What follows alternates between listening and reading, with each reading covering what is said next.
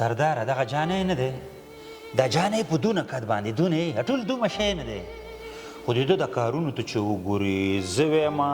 بیخي را باندې ښه نه لګېږي روزانه به ده سره موټر بدلي روزانه به د ده جامې بدلي روزانه به د ده پکول بدلي نو زه وایم چې دا دغه د کوم ځای نه کوي په ټوله ورځ څه کوي ورور هغه نه پیسې وه دې نه وه هغه نه وه د بل کار یې نشته هو هسې فرید خانه یو ګیلاس اوبه درته نه راخلم د غوښې خوړو سره خو به د اوبو ته اړتیا پېښېږي که نه و سرداره دا څه ګډې وډې دې شروع کړي دي زه خو غوښه نه خورم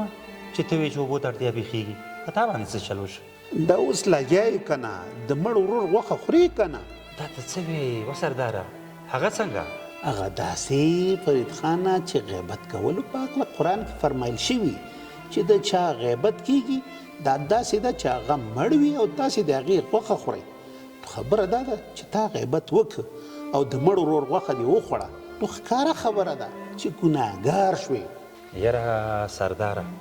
په رښتیا چې ما خو د دې خبرې ته پام نه و اوس به زه څه وکړم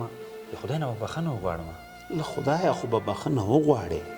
خو له هغه چا به هم بښنه غواړې د چا چې د غیبت کړی دی تر څو هغه دې وبښي یاره سرداره دا خبره ما ته لږه ګرانه غوندې ښکاري نو زه اوس د هغه نه څنګه بښنه وغواړم زه خو شرمېږم چې په هغې دنیا شرمېږي د هغې نه خبره نه ده چې خبره په دې دنیا خلاصه شي زه خو وایم ورشه او بښنه ترې وغواړه بده خبره نه ده او سرداره یو کار وکړه ته را سره لاړ شه لږه به اسانه شي